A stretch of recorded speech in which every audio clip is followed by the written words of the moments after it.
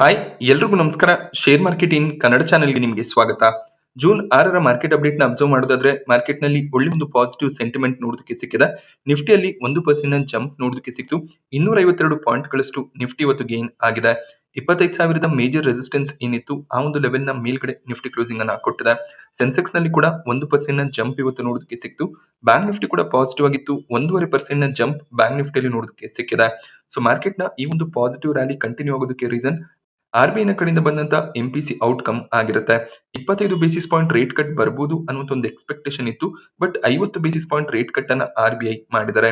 SBI ನೆನ್ನೆ report ಅನ್ನ ಕೊಟ್ಟಿದ್ರು 50 ಬೇಸಿಸ್ ಪಾಯಿಂಟ್ ರೇಟ್ ಕಟ್ ಬರ್ಬೋದು ಅಂತ. ಅದೇ ರೀತಿಯಲ್ಲಿ 50 ಬೇಸಿಸ್ ಪಾಯಿಂಟ್ ರೇಟ್ ಕಟ್ ಬರ್ತಿದೆ. ಇದು ಖಂಡಿತವಾಗ್ಲೂ ಎಕಾನಮಿಗೆ ಹಾಗೆ ಸ್ಟಾಕ್ ಮಾರ್ಕೆಟ್‌ಗೆ ಪಾಸಿಟಿವ್ ಆಗಿರುತ್ತೆ. ಸೊ ಯಾವಾಗ ರೇಟ್ ಕಟ್ ಆಗುತ್ತೆ ಹೆಚ್ಚಾಗಿ ಜನರು ಲೋನ್ಸ್ ಗಳನ್ನ ತಗೊಳ್ಳುವಂತ ಚಾನ್ಸಸ್ ಇರುತ್ತೆ. ಯಾಕೆಂದ್ರೆ ಇಂಟ್ರೆಸ್ಟ್ ರೇಟ್ ಕೂಡ ರೆಪೋ ರೇಟ್ ನ ಜೊತೆಯಲ್ಲಿ ಕಡಿಮೆ ಆಗ್ತಾ ಹೋಗುತ್ತೆ. 6% ಇದ್ದಂತ ರೆಪೋ ರೇಟ್ ಈಗ 5.5% ಗೆ ಫಾಲ್ ಆಗಿದೆ. ಇದರ ಮೇಲೆ ಸ್ವಲ್ಪ ಇಂಟ್ರೆಸ್ಟ್ ಅನ್ನ ಬ್ಯಾಂಕ್ ಗಳು ಕೂಡ ಅಪ್ಲೈ ಮಾಡ್ತಾರೆ. So repo rate based loan ಗಳನ್ನ ತಗೊಂಡಾಗ ಇಂಟ್ರೆಸ್ಟ್ ರೇಟ್ಸ್ ಕಡಿಮೆ ಆಗುತ್ತೆ. ಹಾಗೆ 2026ರ ಫಿನಾನ್ಷಿಯಲ್ ಇಯರ್ ನ ಜಿಡಿಪಿ ಫೋರ್ಕಾಸ್ಟ್ ಏನಿತ್ತು ಅದನ್ನ ಕೂಡ ಆರ್‌ಬಿಐ ಯಾವುದೇ ರೀತಿಯಲ್ಲಿ ಚೇಂಜ್ ಮಾಡಿಲ್ಲ. 2026ರ ಫಿನಾನ್ಷಿಯಲ್ ಇಯರ್ ನ 4 ಕ್ವಾರ್ಟರ್ ಗಳ ಜಿಡಿಪಿ ಫೋರ್ಕಾಸ್ಟ್ ಅದೇ ರೀತಿಯಲ್ಲಿ ಮೇಂಟೈನ್ ಆಗಿದೆ. ಓವರ್ ಆಲ್ ಜಿಡಿಪಿ ಫೋರ್ಕಾಸ್ಟ್ 6.5% ಆಗಿತ್ತು. ಸೊ ಅಷ್ಟೇ ಜಿಡಿಪಿ ಗ್ರೋತ್ ಬರ್ಬೋದು ಅಂತ ಆರ್‌ಬಿಐ ಆ ಒಂದು ಫೋರ್ಕಾಸ್ಟ್ ಅನ್ನ ಮೇಂಟೈನ್ ಮಾಡಿದ್ದಾರೆ. ಟ್ರಂಪ್ ಅವರ ಟ್ಯಾರಿಫ್ ರಿಲೇಟೆಡ್ ಕನ್ಸರ್ನ್ಸ್ ಗಳಿಂದ ಜಿಡಿಪಿ ಫೋರ್ಕಾಸ್ಟ್ ಫಾಲ್ ಆಗ್ಬೋದು ಅನ್ನೋ ಒಂದು ಎಕ್ಸ್ಪೆಕ್ಟೇಷನ್ ಇತ್ತು. ಬಟ್ ಆರ್‌ಬಿಐ ಸೇಮ್ ಫೋರ್ಕಾಸ್ಟ್ ಅನ್ನ ಮೇಂಟೈನ್ ಮಾಡಿದ್ದಾರೆ. ಇದು ಕೂಡ ಮಾರ್ಕೆಟ್‌ಗೆ ಪಾಸಿಟಿವ್ ಆಗಿದೆ. ಹಾಗೆ ಬ್ಯಾಂಕಿಂಗ್ ಮತ್ತೆ ಫಿನಾನ್ಷಿಯಲ್ ಸೆಕ್ಟರ್‌ನ ಸ್ಟಾಕ್‌ಗಳಿಗೆ ಪಾಸಿಟಿವ್ ಆದಂತ news cash reserve ratio 100 basis ಪಾಯಿಂಟ್‌ನಷ್ಟು ಕಟ್ ಆಗಿದೆ. ಅಂದ್ರೆ 1% ಕ್ಯಾಶ್ ರಿಸರ್ವ್ ರೇಷಿಯೋನ ಆರ್‌ಬಿಐ ಕಡಿಮೆ ಮಾಡಿದರೆ. ಏನಿದು ಕ್ಯಾಶ್ ರಿಸರ್ವ್ ರೇಷಿಯೋ ಅಂದ್ರೆ ಬ್ಯಾಂಕ್‌ಗಳು ಒಂದಿಷ್ಟು ಕ್ಯಾಶ್ ಅನ್ನ ರಿಸರ್ವ್ ಆಗಿ ಇಟ್ಕೋಬೇಕಾಗುತ್ತೆ. ಅದನ್ನ ಅವರು ಯಾವುದೇ ರೀತಿಯಲ್ಲಿ ಲೋನ್ ನ ಮೂಲಕ ಕಸ್ಟಮರ್ಸ್‌ಗಳಿಗೆ ಕೊಡೋದಕ್ಕೆ ಸಾಧ್ಯ ಆಗೋದಿಲ್ಲ. ಅಂದ್ರೆ ಬ್ಯಾಂಕ್‌ಗಳ ಬಳಿಯಲ್ಲಿರುವಂತ ಟೋಟಲ್ ಕ್ಯಾಶ್‌ನಲ್ಲಿ 4%ನಷ್ಟು ಕ್ಯಾಶ್ ರಿಸರ್ವ್ ರೇಷಿಯೋ ಈ ಮುಂಚೆ ಇಡಬೇಕಾಗಿತ್ತು. ಅದನ್ನ 1%ನಷ್ಟು ಆರ್‌ಬಿಐ ಕಟ್ ಮಾಡಿದೆ. ಇದರಿಂದ 2.5 ಲಕ್ಷ ಕೋಟಿಯಷ್ಟು ಅಮೌಂಟ್ ಅನ್ನ ಬ್ಯಾಂಕ್‌ಗಳು ಕಸ್ಟಮರ್ಸ್‌ಗಳಿಗೆ ಲೋನ್ ನ ಮೂಲಕ ಕೊಡಬಹುದು. ಅದರಿಂದ ಕೂಡ ಅವರು ಇಂಟ್ರೆಸ್ಟ್ ಅನ್ನ ಜನರೇಟ್ ಮಾಡಬಹುದಾಗುತ್ತೆ. ಸೊ ಬ್ಯಾಂಕ್‌ಗಳ ಲಿಕ್ವಿಡಿಟಿ ಕೂಡ ಬೂಸ್ಟ್ ಆಗುತ್ತೆ. ಇದು ಬ್ಯಾಂಕಿಂಗ್ ಸೆಕ್ಟರ್‌ನ ಸ್ಟಾಕ್‌ಗಳಿಗೆ ಪಾಸಿಟಿವ್ ನ್ಯೂಸ್ ಆಗಿದೆ. ಬಟ್ ಒಂದೇ ಬಾರಿಗೆ 1%ನಷ್ಟು ಕ್ಯಾಶ್ ರಿಸರ್ವ್ ರೇಷಿಯೋ ಕಡಿಮೆ ಆಗೋದಿಲ್ಲ. 4 ಟ್ರಾಂಚೆಗಳಲ್ಲಿ ಅಂದ್ರೆ 4 ಡಿಫರೆಂಟ್ ಫೇಸ್‌ನಲ್ಲಿ 25 ಬೇಸಿಸ್ ಪಾಯಿಂಟ್ ಅಂದ್ರೆ 0.25% ನಷ್ಟು ಈ ಒಂದು ಕ್ಯಾಶ್ ರಿಸರ್ವ್ ರೇಷಿಯೋ ಕಡಿಮೆ ಆಗ್ತಾ ಬರುತ್ತೆ. So September, October, November, December 4 ತಿಂಗಳಲ್ಲಿ 25 ಬೇಸಿಸ್ ಪಾಯಿಂಟ್ ನಷ್ಟು ಕ್ಯಾಶ್ ರಿಸರ್ವ್ ರೇಷಿಯೋ ಕಟ್ ಆಗ್ತಾ ಬರುತ್ತೆ. ಸೊ ಆರ್‌ಬಿಐನ ಈ ಒಂದು ಅನೌನ್ಸ್ಮೆಂಟ್ ಬಂದಿದ ತಕ್ಷಣ ಮಾರ್ಕೆಟ್ ನಲ್ಲಿ ಒಳ್ಳೆ ಒಂದು ಪಾಸಿಟಿವ್ ರ್ಯಾಲಿ ನೋಡೋದಕ್ಕೆ ಸಿಕ್ಕಿದೆ. 10 ಗಂಟೆಗೆ ಈ ಒಂದು ಅನೌನ್ಸ್ಮೆಂಟ್ ಬಂತು. ಅದಾದ್ಮೇಲೆ ಮಾರ್ಕೆಟ್ ಪಾಸಿಟಿವ್ ಆಗಿ ರಿಯಾಕ್ಟ್ ಮಾಡಿದೆ. ಸೊ ಇವತ್ತಿನ ಮಾರ್ಕೆಟ್ ಟ್ರೆಂಡ್‌ಗೆ ಮೇಜರ್ ರೀಸನ್ ಆರ್‌ಬಿಐ ಆಗಿರುತ್ತೆ. ಸೊ ಈ ಒಂದು ಅನೌನ್ಸ್ಮೆಂಟ್ ನ ನಂತರ ಮೀಡಿಯಾ ಸೆಕ್ಟರ್ ಬಿಟ್ಟು ಬೇರೆ ಎಲ್ಲಾ ಸೆಕ್ಟರ್ ಗಳಲ್ಲಿ ಪಾಸಿಟಿವ್ ಸೆಂಟಿಮೆಂಟ್ ನೋಡೋದಕ್ಕೆ ಸಿಕ್ಕಿದೆ. ನಿಫ್ಟಿ ರಿಯಾಲಿಟಿ ಇಂಡೆಕ್ಸ್ 4.5% ನಷ್ಟು ಜಂಪ್ ಆಯ್ತು. ಸೊ ಮೇಜರ್ ಆಗಿ ರಿಯಲ್ ಎಸ್ಟೇಟ್ ಸ್ಟಾಕ್ ಗಳಿಗೆ ಈ ಒಂದು ನ್ಯೂಸ್ ಪಾಸಿಟಿವ್ ಆಗಿರುತ್ತೆ. ಹೋಮ್ ಲೋನ್ಸ್ ಕಡಿಮೆ ಆಗುತ್ತೆ. ಹೆಚ್ಚಾಗಿ ಜನರು ಅಪಾರ್ಟ್ಮೆಂಟ್ ಗಳನ್ನ ಹಾಗೆ ಇಂಡಿವಿಜುವಲ್ ಹೌಸ್ ಗಳನ್ನ ಕೂಡ ಬೈ ಮಾಡುವಂತ ಚಾನ್ಸಸ್ ಇದೆ. ಸೊ ಇದು ರಿಯಲ್ ಎಸ್ಟೇಟ್ ಸೆಕ್ಟರ್ ಗೆ ಪಾಸಿಟಿವ್ ನ್ಯೂಸ್ ಆಗಿದೆ. ಹಾಗೆ ಸಿಆರ್ಆರ್ ಪರ್ಸೆಂಟೇಜ್ ಕೂಡ ಕಟ್ ಆಗಿರೋದ್ರಿಂದ ಬ್ಯಾಂಕಿಂಗ್ ಸೆಕ್ಟರ್, ಫಿನಾನ್ಷಿಯಲ್ ಸೆಕ್ಟರ್ ನ ಸ್ಟಾಕ್‌ಗಳು ಕೂಡ ಪಾಸಿಟಿವ್ ಆಗಿ ರಿಯಾಕ್ಟ್ ಮಾಡಿದೆ. ಸೊ ಇಂಟ್ರೆಸ್ಟ್ ರೇಟ್ ಕಡಿಮೆ ಆಗುತ್ತೆ ಅಂದಾಗ ಜನರ ಬಳಿಯಲ್ಲಿ ದುಡ್ಡು ಕೂಡ ಹೆಚ್ಚಾಗಿ ಉಳ್ಕೊಳ್ಳುತ್ತೆ. ಸೊ ಯಾರೆಲ್ಲ ಹೋಮ್ ಲೋನ್ಸ್ ಗಳನ್ನ ತಗೊಂಡಿರ್ತಾರೆ, ಸೊ ಫ್ಲೆಕ್ಸಿಬಲ್ ಇಂಟ್ರೆಸ್ಟ್ ರೇಟ್ ನ ಬೇಸಿಸ್ ಮೇಲೆ ಹೆಚ್ಚಾಗಿ ತಗೊಂಡಿರ್ತಾರೆ. ಸೊ ಅವ್ರಿಗೂ ಕೂಡ ಇಎಂಐ ಸ್ವಲ್ಪ ಮಟ್ಟಿಗೆ ಕಡಿಮೆ ಆಗುತ್ತೆ. ಸೊ ಆ ಒಂದು ಅಮೌಂಟ್ ಅನ್ನ ಅವರು ಸ್ಪೆಂಡ್ ಮಾಡುವಂತ ಚಾನ್ಸಸ್ ಇರುತ್ತೆ. So ಇದು ಕನ್ಸ್ಯೂಮರ್ ಡ್ಯೂರೇಬಲ್ ಸೆಕ್ಟರ್ಗೂ ಕೂಡ ಪಾಸಿಟಿವ್ ಆಗುತ್ತೆ. So government already income tax ಅನ್ನ ಕಟ್ ಮಾಡಿರೋದು ಕೂಡ ಒಂದು ರೀತಿಯಲ್ಲಿ ಕನ್ಸ್ಯೂಮರ್ ಸೆಕ್ಟರ್ಗೆ ಪಾಸಿಟಿವ್ ಆಗಿದೆ. ಸೊ ಓವರ್ ಆಲ್ ಎಕಾನಮಿಯನ್ನ ಬೂಸ್ಟ್ ಮಾಡೋದಕ್ಕೆ ಗವರ್ಮೆಂಟ್ ಮತ್ತೆ ಆರ್‌ಬಿಐ ಈ ರೀತಿಯ ಡಿಸಿಷನ್ಸ್ ಗಳನ್ನ ತಗೋತಿದ್ದಾರೆ.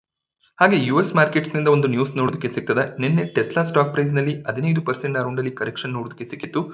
ಟ್ರಂಪ್ ಅವರು ಅಮೆರಿಕದ ಅಧ್ಯಕ್ಷರಾಗಿ ಅಪಾಯಿಂಟ್ ಆದಾಗ ಅವರಿಗೆ ರೈಟ್ ಹ್ಯಾಂಡ್ ರೀತಿಯಲ್ಲಿ ಇದ್ದಿದ್ದು ಟೆಸ್ಲಾ ಸಿಇಒ ಎಲಾನ್ ಮಸ್ಕ್ ಆಗಿದ್ರು. ಬಟ್ ಈಗ ಅವರಿಬ್ಬರ ನಡುವೆ ಏನೋ ಭಿನ್ನಾಭಿಪ್ರಾಯ ಬಂದಿದೆ. ಸೊ ಯಾವುದೋ ಒಂದು ಎಲೆಕ್ಟ್ರಿಕ್ ವೆಹಿಕಲ್ ರಿಲೇಟೆಡ್ ಬಿಲ್ ಅನ್ನ ಟ್ರಂಪ್ ಅವರು ಎಲಾನ್ ಮಸ್ಕ್ಗೆ ತಿಳಿಸ್ತೇನೆ ಪಾಸ್ ಮಾಡಿದ್ದಾರೆ. ಈ ಒಂದು ನ್ಯೂಸ್ ನಿಂದ ಟ್ವಿಟರ್ ವಾರ್ ಕೂಡ ನಡೀತಿದೆ. ಹಾಗೆ ಇದರ ಇಂಪ್ಯಾಕ್ಟ್ ಟೆಸ್ಲಾ ಸ್ಟಾಕ್ ಪ್ರೈಸ್ ನಲ್ಲಿ ಕೂಡ ನೋಡೋದಕ್ಕೆ ಸಿಕ್ತು. ನಿಫ್ಟಿಯ ಟಾಪ್ ಗೇನರ್ಸ್ ಮತ್ತೆ ಲೂಸರ್ಸ್ ಅನ್ನು ಅಬ್ಸರ್ವ್ ಮಾಡಿದಾಗ ಇವತ್ತು ಫಿನಾನ್ಷಿಯಲ್ ಸೆಕ್ಟರ್ ನ ಸ್ಟಾಕ್ ಗಳು ಸ್ಟ್ರಾಂಗ್ ಆಗಿ ಪರ್ಫಾರ್ಮ್ ಮಾಡಿದೆ. Shriram finance, Bajaj finance, Axis bank strong ಆಗಿ ಗೇನ್ ಆಯ್ತು.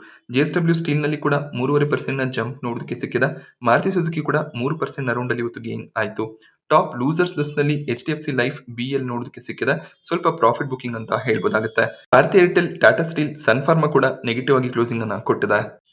So IndusInd bank stock price ನಲ್ಲಿ ಇವತ್ತು 3% ಅರೌಂಡ್ ಅಲ್ಲಿ ಜಂಪ್ ನೋಡೋದಕ್ಕೆ ಸಿಕ್ಕಿದೆ. ಮಧ್ಯಾಹ್ನ ಸ್ಟಾಕ್ ಆಲ್ಮೋಸ್ಟ್ 5% ಜಂಪ್ ಆಗಿತ್ತು. ಇದಕ್ಕೆ ರೀಸನ್ RBI ನ ಕಡೆಯಿಂದ ಬಂದಂತ ಒಂದು ಸ್ಟೇಟ್ಮೆಂಟ್ ಆಗಿರುತ್ತೆ. ಇಂಡಸ್ಇಂಡ್ ಬ್ಯಾಂಕ್ ನಲ್ಲಿ ಏನ್ ಪ್ರಾಬ್ಲಮ್ಸ್ ಆಗಿದೆ ಅದನ್ನ ಸರಿ ಮಾಡೋದಕ್ಕೆ ಬ್ಯಾಂಕ್ ಎಲ್ಲಾ ಪ್ರಯತ್ನವನ್ನ ಮಾಡ್ತಿದೆ. ಸೊ ಆದಷ್ಟು ಬೇಗ ಎಲ್ಲ ಪ್ರಾಬ್ಲಮ್ ಸಾಲ್ವ್ ಆಗುತ್ತೆ ಅಂತ RBI ನ ಎಕ್ಸ್ ಗವರ್ನರ್ ಒಂದು ಸ್ಟೇಟ್ಮೆಂಟ್ ಅನ್ನ ಕೊಟ್ಟಿದ್ದಾರೆ. ಈ ಒಂದು ನ್ಯೂಸ್ ನಿಂದ ಇಂಡಸ್ಇಂಡ್ ಬ್ಯಾಂಕ್ ಸ್ಟಾಕ್ ಪ್ರೈಸ್ ನಲ್ಲಿ ರಿಕವರಿ ನೋಡೋದಕ್ಕೆ ಸಿಕ್ಕಿದೆ. ಸೊ RBI ನ ಕಡೆಯಿಂದ ನೆಗೆಟಿವ್ ಕಮೆಂಟ್ಸ್ ಬಂದಿದ್ರೆ ಮೇ ಬಿ ಸ್ಟಾಕ್ ನೆಗೆಟಿವ್ ಆಗಿ ರಿಯಾಕ್ಟ್ ಮಾಡ್ತಿತ್ತು. ಪಾಸಿಟಿವ್ ಕಮೆಂಟ್ರಿ ಬಂದಿರೋದ್ರಿಂದ ಸ್ಟಾಕ್ ಗೇನ್ ಆಗಿದೆ. ಹಾಗೆ ಗೋಲ್ಡ್ ಲೋನ್ ಡಿಸ್ಟ್ರಿಬ್ಯೂಷನ್ ಕಂಪನೀಸ್ಗಳಲ್ಲಿ ಕೂಡ ಒಳ್ಳೆ ಒಂದು ಪಾಸಿಟಿವ್ ಟ್ರೆಂಡ್ ನೋಡೋದಕ್ಕೆ ಸಿಕ್ತು. ಮುತ್ತೂಟ್ ಫೈನಾನ್ಸ್ 7% ಜಂಪ್ ಆಗಿದೆ. ಗವರ್ಮೆಂಟ್ ಮೊನ್ನೆ ಅಷ್ಟೇ RBIಗೆ ಒಂದು ಸಜೆಷನ್ ಅನ್ನ ಕೊಟ್ಟಿದ್ರು. ಸಣ್ಣ ಅಮೌಂಟ್ ನಲ್ಲಿ ಯಾರು ಗೋಲ್ಡ್ ಲೋನ್ ಗಳನ್ನ ತಗೋತಾರೆ ಅವ್ರಿಗೆ ಹೊಸ ಒಂದು ರೂಲ್ ಏನು RBI ತಂದಿದ್ದಾರೆ ಅದು ಅಪ್ಲೈ ಆಗಬಾರ್ದು ಅಂತ. ಅದನ್ನ ಇವತ್ತು RBI ಅನೌನ್ಸ್ ಮಾಡಿದ್ದಾರೆ.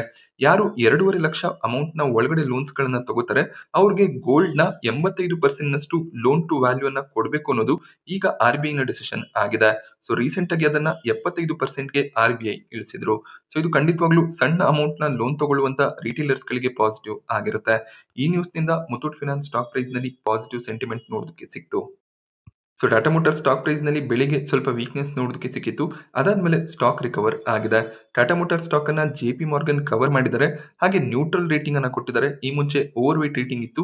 1250 ಇದ್ದಂತ ಟಾರ್ಗೆಟ್ ಅನ್ನ 740ಕ್ಕೆ JP Morgan ಡೌನ್ ಗ್ರೇಡ್ ಮಾಡ್ತಿದ್ದಾರೆ. ಇದಕ್ಕೆ ಮೇಜರ್ ರೀಸನ್ ಟಾಟಾ ಮೋಟಾರ್ಸ್ ನ ಸೇಲ್ಸ್ ಆಗಿರುತ್ತೆ. ಹಾಗೆ ಮುಂದಿನ ದಿನಗಳಲ್ಲಿ ಡಿಮಾಂಡ್ ಇನ್ನಷ್ಟು ಫಾಲ್ ಆಗಬಹುದು ಅನ್ನೋದು JP Morgan ನ ವ್ಯೂ ಆಗಿರುತ್ತೆ.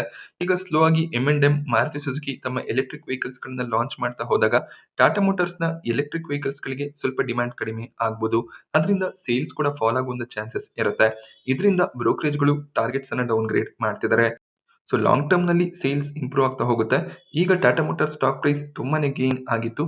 ಆದ್ರಿಂದ ಸ್ವಲ್ಪ ಕನ್ಸಾಲಿಡೇಟ್ ಆಗ್ತಿದೆ. IRDA ಸ್ಟಾಕ್ ಪ್ರೈಸ್ ನಲ್ಲಿ 1% ಅರೌಂಡ್ ಅಲ್ಲಿ ಕರೆಕ್ಷನ್ ನೋಡೋದಕ್ಕೆ ಸಿಕ್ತು. ಬೆಳಗಿನ ಸೆಷನ್ ಅಲ್ಲಿ ಸ್ಟಾಕ್ ಆಲ್ಮೋಸ್ಟ್ 3% ಡೌನ್ ಆಗಿತ್ತು. ಇದಕ್ಕೆ ರೀಸನ್ ಕಂಪನಿ QIP ಅನ್ನ ಲಾಂಚ್ ಮಾಡ್ತಿದ್ದಾರೆ. ಬಟ್ QIP ಗೆ ಫ್ಲೋರ್ ಪ್ರೈಸ್ ಏನ್ ಸೆಟ್ ಮಾಡಿದ್ದಾರೆ ಅದು ಇನ್ವೆಸ್ಟರ್ಸ್ ಗಳಿಗೆ ಡಿಸಪಾಯಿಂಟ್ ಆಗಿದೆ. ಸೊ ಮಾರ್ಕೆಟ್ ಪ್ರೈಸ್ 172 ಅರೌಂಡ್ ಅಲ್ಲಿ ನೋಡೋದಕ್ಕೆ ಸಿಕ್ಕಿತ್ತು. ಇವರು 173 ಫ್ಲೋರ್ ಪ್ರೈಸ್ ಅನ್ನ ಸೆಟ್ ಮಾಡಿದ್ದಾರೆ. ಸೊ ಯೂಶಲಿ QIP ಅನ್ನ ಲಾಂಚ್ ಮಾಡಿದಾಗ ಮಾರ್ಕೆಟ್ ಪ್ರೈಸ್ ಗಿಂತ ಸ್ವಲ್ಪ ಹೈಯರ್ ಪ್ರೈಸ್ ನಲ್ಲಿ ಅಮೌಂಟ್ ಸೆಟ್ ಆಗುತ್ತೆ. ಸೊ ಮ್ಯಾನೇಜ್ಮೆಂಟ್ ಕಾನ್ಫಿಡೆಂಟ್ ಆಗಿ QIP ಪ್ರೈಸ್ ಅನ್ನ ಸೆಟ್ ಮಾಡಿಲ್ಲ ಅಂತ ಸ್ಟಾಕ್ ಪ್ರೈಸ್ ನಲ್ಲಿ ಸ್ವಲ್ಪ ವೀಕ್ನೆಸ್ ನೋಡೋದಕ್ಕೆ ಸಿಕ್ಕಿದೆ. ಸೊ 5,000 ಕೋಟಿಯ QIP ಅನ್ನ IRDA ಲಾಂಚ್ ಮಾಡ್ತಾ ಇದ್ದಾರೆ. ಆಜಾದ್ ಇಂಜಿನಿಯರಿಂಗ್ ಸ್ಟಾಕ್ ಪ್ರೈಸ್ ನಲ್ಲಿ ಕೂಡ 5.5% ನ ಕರೆಕ್ಷನ್ ಇವತ್ತು ನೋಡೋದಕ್ಕೆ ಸಿಕ್ತು.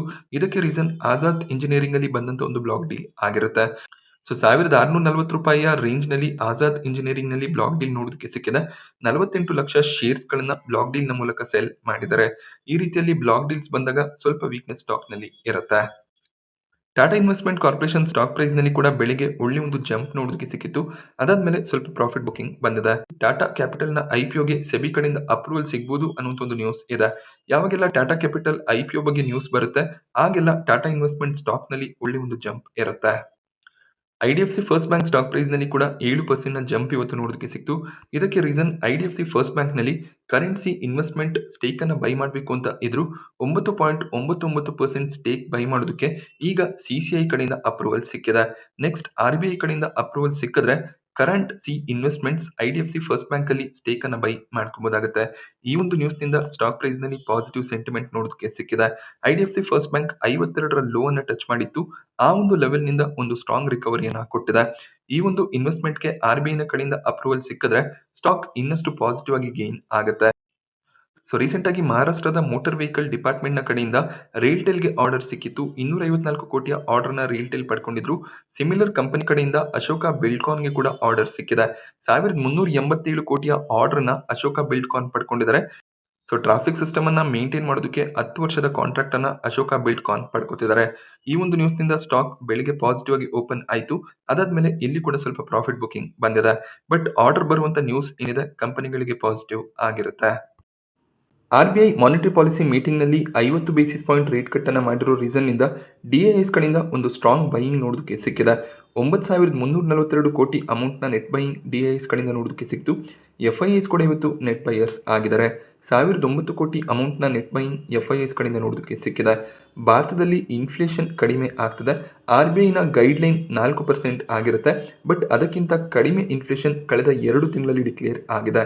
ಹಾಗೆ ಮುಂದಿನ ದಿನಗಳಲ್ಲಿ ಕೂಡ ಇನ್ಫ್ಲೇಷನ್ ಇದೇ ಲೆವೆಲ್ನಲ್ಲಿ ಇರುತ್ತೆ ಅನ್ನುವಂಥ ಫೋರ್ಕಾಸ್ಟ್ಗಳು ಕೂಡ ಇರೋದ್ರಿಂದ RBI ಒಂದು ಸ್ಟ್ರಾಂಗ್ ಡಿಸಿಷನ್ ಅನ್ನು ತಗೊಂಡಿದೆ. ಮೇ ಬಿ ಮುಂದಿನ RBI ಮೀಟಿಂಗ್ಗಳಲ್ಲಿ ರೇಟ್ ಕಟ್ ಆಗದೇ ಇರ್ಬೋದು, ರೇಟ್ ಕಟ್ ಪಾಸ್ ಆಗ್ಬೋದು. ಬಟ್ ಈಗ ಒಂದು ಸ್ಟ್ರಾಂಗ್ ಡಿಸಿಷನ್ ಅನ್ನು RBI ತಗೊಂಡು 50 ಬೇಸಿಸ್ ಪಾಯಿಂಟ್ ರೇಟ್ ಕಟ್ ಮಾಡಿರೋದು ಇಂಡಿಯನ್ ಎಕಾನಮಿಗೆ ಪಾಸಿಟಿವ್ ಆಗುತ್ತೆ. ಆದ್ದರಿಂದ FIIs ಒಂದು ಸ್ಟ್ರಾಂಗ್ ಇನ್ವೆಸ್ಟ್ಮೆಂಟ್ ಅನ್ನು ಮತ್ತೆ ಮುಂದಿನ ದಿನಗಳಲ್ಲಿ ಇಂಡಿಯನ್ ಮಾರ್ಕೆಟ್ಸ್ನಲ್ಲಿ ಮಾಡುವಂಥ ಚಾನ್ಸಸ್ ಇರುತ್ತೆ. ಸೊ FIIs ಕಡೆಯಿಂದ ಒಂದು ಸ್ಟ್ರಾಂಗ್ ಇನ್ವೆಸ್ಟ್ಮೆಂಟ್ ಬಂದರೆ ಇಂಡಿಯನ್ ಮಾರ್ಕೆಟ್ಸ್ ಕೂಡ ಸ್ಟ್ರಾಂಗ್ ಆಗಿ ಪರ್ಫಾರ್ಮ್ ಮಾಡುತ್ತೆ. ನಿಫ್ಟಿ 25,000 ಲೆವೆಲ್ ಅನ್ನು ಹೋಲ್ಡ್ ಮಾಡ್ಕೋಬೇಕಾಗುತ್ತೆ. ಸೊ ಆ ಒಂದು ಲೆವೆಲ್ನ ಮೇಲ್ಗಡೆ ಟ್ರೇಡ್ ಆಗ್ತಿದ್ರೆ ಇನ್ನಷ್ಟು ಪಾಸಿಟಿವ್ ಸೆಂಟಿಮೆಂಟ್ನ ಎಕ್ಸ್ಪೆಕ್ಟೇಷನ್ ಇರುತ್ತೆ. ನಾನಿವತ್ತು ನಿಮಗೆ ಮಾರ್ಕೆಟ್ನ ಬಗ್ಗೆ ಕೊಟ್ಟಂಥ ಇನ್ಫಾರ್ಮೇಷನ್ ಇಷ್ಟ ಆದರೆ ವಿಡಿಯೋನ ಲೈಕ್ ಮಾಡಿ.